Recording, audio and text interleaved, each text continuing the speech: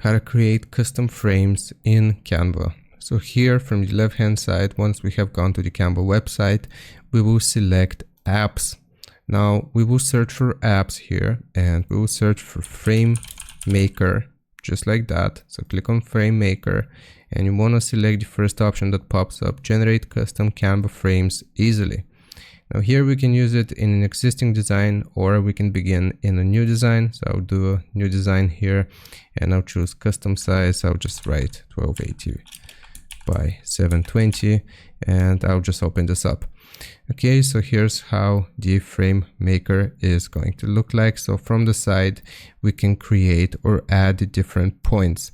So as you can see, we can drag and drop this and it's going to change the frame itself. Also, we can double click anywhere to preview to create a new point. So if I want to create a new point, for example, right here, I'll just double click.